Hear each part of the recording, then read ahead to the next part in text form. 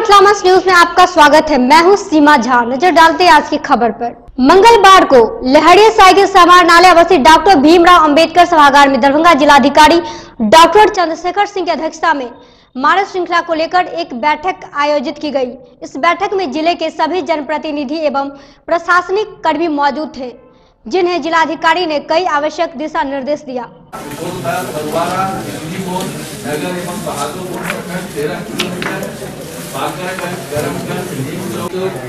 नगर 5 kilometre कुल दूरी sir 418 kilometre दूरी हो गई सर, जिसमें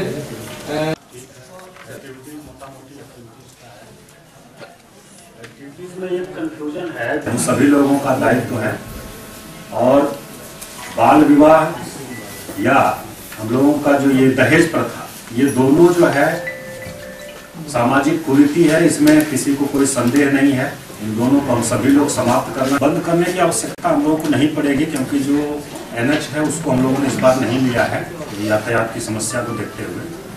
और जो हमारे रूट हैं वो प्रखंड को प्रखंड से जोड़ने वाले मुख्य रूप से हैं और उस समय हम लोग बैठ करके विमर्श करेंगे। कोई घटना दुर्घटना नहीं हो तो कहीं नियंत्रित करने की आवश्यकता पड़ सकती है। बंद करने वाला जो रोड आ रहा है नीचे से मधुबनी को जोड़ेंगे, फिर इसी प्रकार सिंहवाड़ा के पास जो अंडरपास बना है वहां से हम लोग जुड़ेंगे, जो हनुमान नगर प्रखंड जुड़ेगा।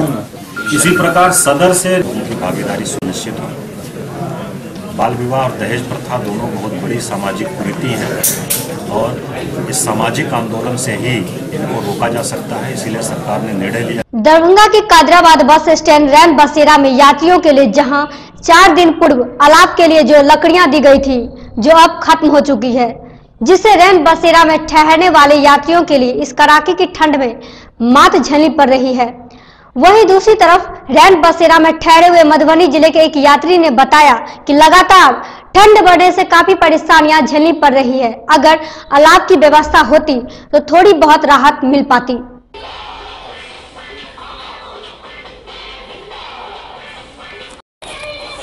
परसों आए तो क्या यहाँ पे जो रैन बसेरा में जो व्यवस्था होनी चाहिए ठंड को देखते हुए, क्या वो व्यवस्था मिल रही है? हाँ है। अलाव वगैरह की क्या लग रहा है? ठंड बहुत है, अलाव का क्या लग रहा है? अलाव तो आए उस दिन तो था, लेकिन आज तो नहीं है। ठंड काफ़ी है, कितनी परेशानी हो रही है? परेशानी तो जनरली सबों के लिए है, तो यहाँ भी है और दूसरी जगह भी परेशानी तो है ही, क्योंकि 5 डिग्री सेल्सियस आज है तापमान, तो ठंड तो महसूस होगी। अगर अलाव व्यवस्था हो जाती तो कितना जान बच जाता? तब तो बहुत सुविधा होती। उस दिन आए थे तो थी व्यवस्था, तो बढ़िया लोगों को राहत मिली, लेकिन आज तो है ही। आज क्या लग रहा है बाकी दिनों के मुकाबले? क्या लग रहा है ठंड का? क्या लग रहा है? ठंड आज ज्यादा है सर। क्या नाम है आपका? भरत झा। कहाँ से आप आए हैं, कहाँ जाना है? हम तो मधुबनी से आए हैं, मार्केटिंग का काम करते हैं। आज रुक गए हैं ठंडी की वजह से, फिर मॉर्निंग में चले गए। ठंड क्या लग रहा है? कितना? 4 दिन पहले 3 दिन पहले दिया था बाबू। कितना दिया था? 1.5 मन 2 मन था जी। क्या खत्म हो गया है? हाँ खत्म हो गया बाबू। तो अभी क्या लग रहा है, कितना ठंड बढ़ गया है और क्या लगता है लकड़ी खत्म होने के बाद कितनी परेशानी हो रही है? हाँ परेशानी हो रही है बाबू। हम जरना ला कर जराएंगे, नहीं आएगा वहाँ से जरना तो हम किन कर जरेंगे बाबू। तो अभी यात्री आते होंगे, उनको क्या लगता है कितनी परेशानी हो रही है ठंड से? क्या बोलते हैं? हाँ 3 कमर देते हैं बाबू। ठंड नहीं लगता, 3 कमर देते हैं, बिछौना देते हैं, सब देते हैं बाबू।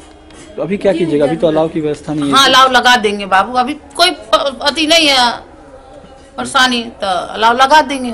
कब? एक बार मिले हैं, अभी बोला है भेज देंगे। कब? किनसे बात हुई थी? इनके से की नाम है ओकरा? संतोष। वार्ड पार्षद कौन? संतोष। कौन है ये संतोष? संतोष सामने होले जो बधा दिए। क्या नाम है आपका?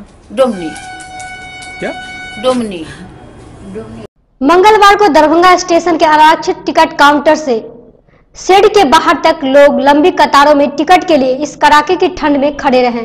वहीं कुहासे की वजह से कई बार गाड़ियों के लेट और रद्द हो जाने से यात्रियों को काफी परेशानियों का सामना करना पड़ता है। ऐसे में उनके पास दूसरा कोई रास्ता नहीं होता है कि जाए तो कहां जाए। आप देख सकते हैं कि किस तरह टिकट काउंटर से लेकर बाहर तक यात्री खड़े हैं। अभी लगे हैं 5 मिनट। कितनी भीड़ है यहाँ पे? भीड़ तो काफी है। इस ठंड में कितनी परेशानी होती है सफर में? जब भीड़ काफी ज्यादा ही है।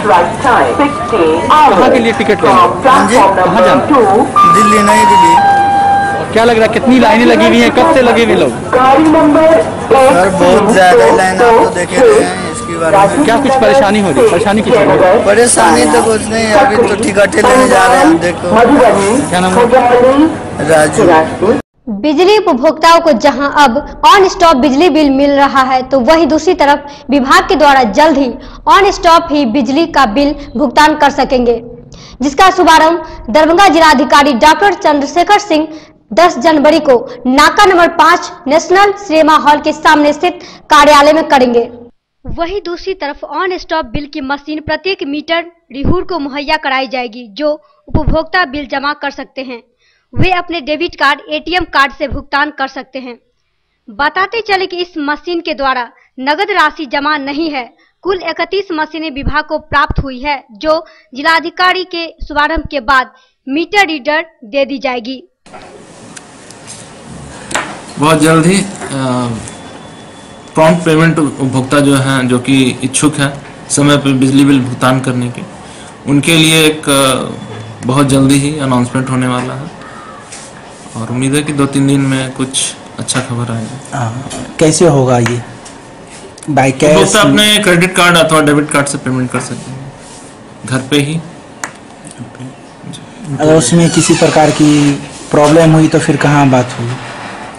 प्रॉब्लम होने की स्थिति में 1912 टोल फ्री नंबर पे भी कंप्लेन कर सकते हैं अथवा कार्यालय में आकर के भी कंप्लेन कर सकते हैं।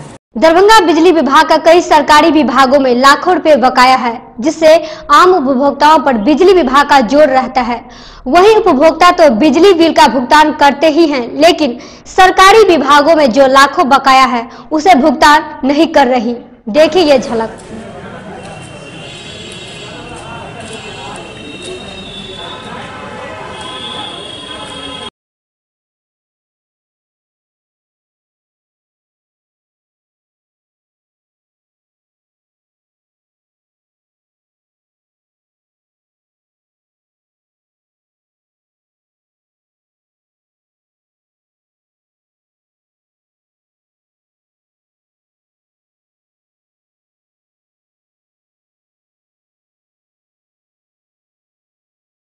शिक्षा विभाग में कुल 83 कनेक्शन है और करीबन 27,98,000 रुपये बाकी है। बिजली बिल उन्हें उपलब्ध करा दिया गया है और आश्वासन मिला है कि 10 दिन में भुगतान कर देंगे।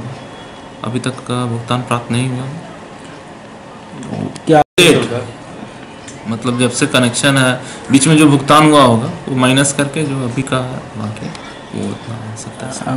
पुलिस विभाग में भी बकाया राशि है कितने? पुलिस विभाग का कुल 24 कनेक्शन है टाउन क्षेत्र में दरभंगा में और करीबन 18 लाख रुपए बाकी है। ये 24 कनेक्शन कहाँ कहाँ? नगर थाना है, नाका नंबर 5 है, 2 है और भी है विभिन्न थानों में। कितने, अगर एक थाने की अगर बात करें तो कितना बकाया हो सकता है एक थाने पर? अलग अलग विद्युत उपयोग पर है अलग अलग बकाया। अगर लाखों से ऊपर बकाया होगा? बिल्कुल हो सकता है। अलग अलग थाने का जिस हिसाब से बिजली उपयोग हुआ उस हिसाब से लंबी अवधि संपर्क हुई है। उनके पास में फंड की कमी थी, फंड आने के उपरांत ही वो लोग भुगतान करेंगे, ऐसा आश्वासन उनकी तरफ से दिया गया है। 58 लाख है और फंड की कमी है उनके पास में। फंड के लिए उनके द्वारा लिखा भी गया, जो हम लोगों को भी सूचना दी गई है। फंड प्राप्त होते ही करीब 21 करोड़ पिछले वित्तीय वर्ष में 21 करोड़ उनके द्वारा भुगतान किया गया है और इस वित्तीय वर्ष में भी। मंगलवार को मिथिला विश्वविद्यालय कुलपति कार्यालय में नामांकन समिति की बैठक आयोजित की गई, जिसकी अध्यक्षता मिथिला विश्वविद्यालय कुलपति प्रोफेसर सुरेंद्र कुमार सिंह ने की, जिसमें कुल सचिव, प्रति कुलपति सहित कई विभागाध्यक्ष उपस्थित थे। गौरतलब है कि इस बारे में डीएसडब्ल्यू ने कहा कि यह बैठक खासकर जो छात्र पीआरटी पास किए हैं उसे पीएचडी की कक्षा प्रारंभ करनी है, जिसका नामांकन 25 से 30 जनवरी के बीच होगा। वहीं इसकी 6 महीने की कक्षा फरवरी में आरंभ होगी। सब में तो पूछा गया है ना सर, सब में पूछा गया है तो 30% हम टेस्ट का मार्क देते हैं, उनका मार्क्स कहाँ पे मिलेगा? तो उनका हम जो है विज एंड विज जो है मेरिट नहीं तैयार कर सकते हैं जो दूसरे लड़के हैं। तो ये हुआ था कि हम उनको सुपर न्यूमरी कोटा ट्रीट करेंगे, 11वें 12वें सीट पे करेंगे, जिससे हमारे जो आम लड़के हैं उनकी सीट न मारी जाए, उनका हक न मारा। एक बैठक था जिसमें मुख्य रूप से पीआरटी पास लड़का जो है उसको पीएचडी कोर्स वर्क में एडमिशन वास्ते मीटिंग हुई थी, और जिसमें लगभग जो लड़के सब पास हैं और जितना सीट अवेलेबल था पहले से दिया हुआ था उस पर एडमिशन की प्रक्रिया शुरू की जा रही है। और वो लगभग है, आपको चिट्ठी सब चली जाएगी बहुत जल्द, और 25 से लेके 30 जनवरी तक उसका एडमिशन करना है। और उनका एक सिनॉप्सिस का शॉर्ट बना करके वो एप्लीकेशन के साथ जो 25 से 30 के बीच में एडमिशन लेंगे उसमें वो लिख करके देंगे। और 10 फरवरी से संभावना है कि जो उनका पीएचडी कोर्स वर्क भी शुरू, क्लास वर्क भी शुरू हो जाएगा। सर जो तो एनओसी लाना पड़ेगा और 6 महीना का छुट्टी भी लेकर के आना पड़ेगा।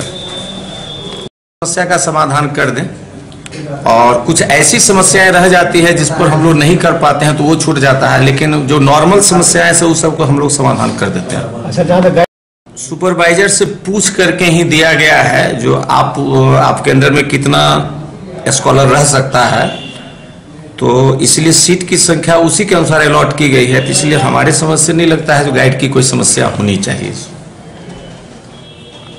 अत्यधिक ठंड पड़ने के बावजूद भी पेंशन योजना का लाभ उठाने के लिए पंचायत से लोगों की भीड़ बहादुरपुर प्रखंड पर मंगलवार को देखा गया।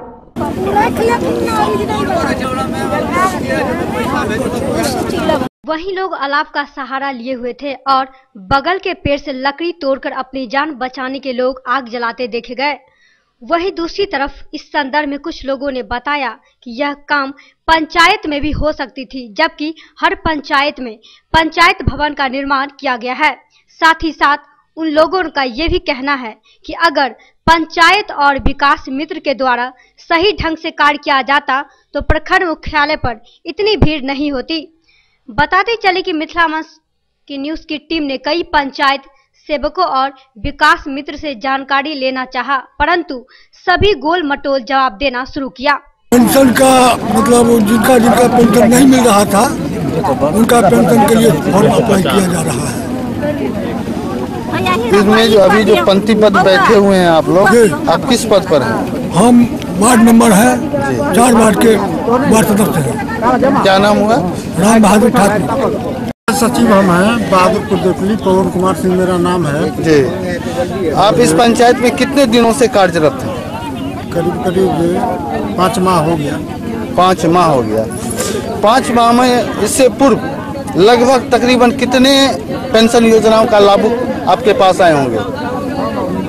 हमारे यहाँ 80% काम हो चुका है जी, मात्र 20% काम रुका हुआ है। जिनका आधार वगैरह गड़बड़ी है, बैंक अकाउंट गड़बड़ी है, इसी सब सुधार के लिए आज शिविर का आयोजन किया गया है।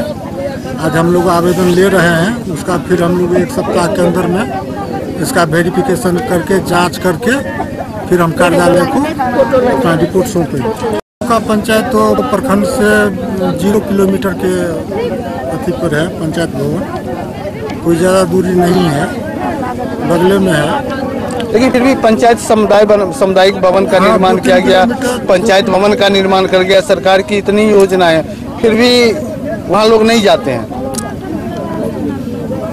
जो ब्लॉक से नियम बन रहा है, ब्लॉक में जो ब्लॉक हम लोग को चिट्ठी दे रही है कि आपको प्रखंड कार्यालय में ही आकर के यहाँ आवेदन लेना है, तो हम लोग आदेश का पालन करते हैं। वृद्धा पेंशन हुआ और जितना सब क्षेत्र में काम होता है ना पंचायत में जी, किस तरह सहयोग लिया जाता है? सहयोग लिया जाता है, किस तरह का सहयोग लिया जाता है आपसे? जैसे कि वृद्धा पेंशन में काम हुआ, उसके बाद जितना छात्रवृत्ति हुआ, महादलित का बीपीएल हुआ, जितना काम होता है सब में सहयोग। आप पूरे पंचायत में एक होते हैं जी? हाँ, बहादुरपुर पंचायत। क्या बात को लेके आए हैं? हाँ? किस काम से यहाँ आए हैं? पेंशन नहीं मिलता है, वही कागज लेकर के आए हैं। आपका पेंशन कभी नहीं मिला है? हाँ, 18, 19, 20 महीना करीब हो गया। हाँ, नहीं करता है। जी भैया देखियो हमरा से है ना प्रेम जीवन से कथी से लिए हैं? पैदले आइलिया सर जी पैदले आइलिया मोरे तो कितने दिनों से पेंशन नहीं मिल रहा है आपको? हम लोग के पुराना मुखिया जो था दिन से नहीं मिल रहा है। बैसाख से दिन से 1.5 साल से नहीं मिल रहा है। 1.5 साल से नहीं मिले है। भीषण ठंड में जो 60 वर्ष 65 वर्ष के लोगों को जहां घर में रहने की ज़रूरत थी, उनको कंबल देने की ज़रूरत थी, अलाव की व्यवस्था कर देने की ज़रूरत थी।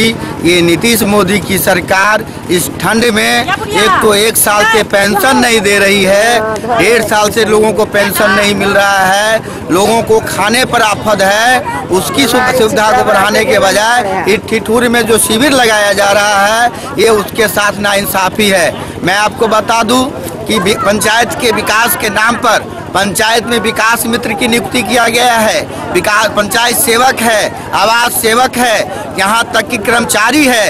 इन तमाम लोगों की टीम बना करके पंचायत में व्यवस्था कर दिया जाता तो इन लोगों के सुविधा मिलता।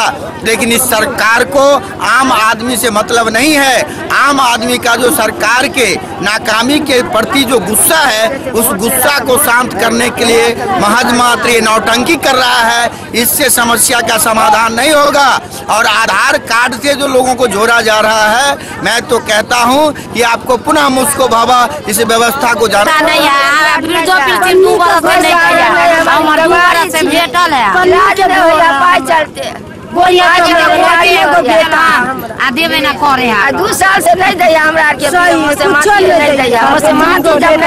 मधुबनी जिले के लखी बाजार नहर चौक सिनेमा हॉल परिसर में मंगलवार को बीडीओ धनंजय कुमार ने दीप प्रज्वलित कर कुशल युवा प्रशिक्षण केंद्र का उद्घाटन किया।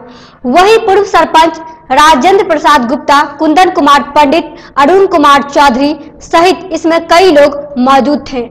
गौरतलब है कि इस मौके पर बीडीओ ने कहा कि यह इलाका भारत और नेपाल के सीमावर्ती क्षेत्र में पड़ता है, इसलिए सरकार यहां कंप्यूटर प्रशिक्षण केंद्र खोलने का आदेश दिया है और छात्र छात्राओं को कंप्यूटर की पढ़ाई करने में परेशानी दूर हो जाएगी।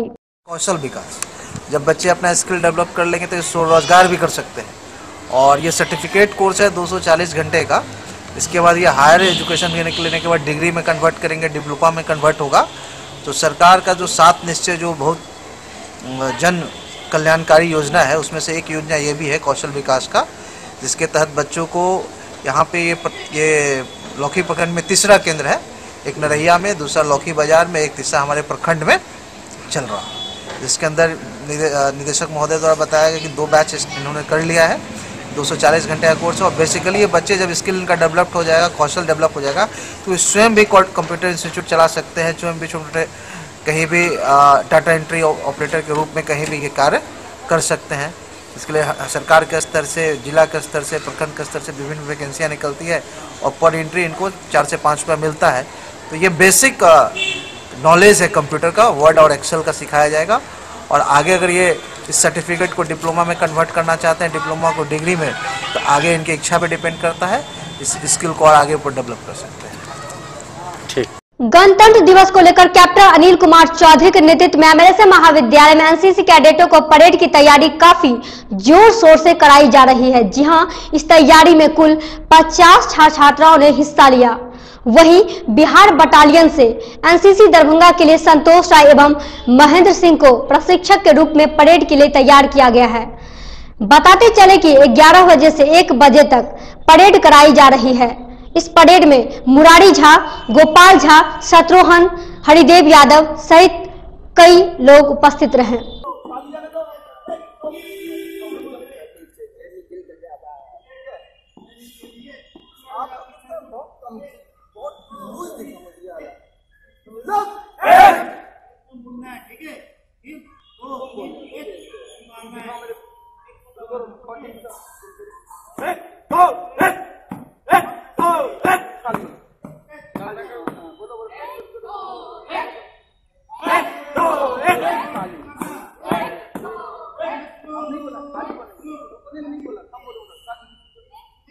दीजिए हमें इजाजत। आप देखते हैं मिथिला मंच न्यूज़। धन्यवाद।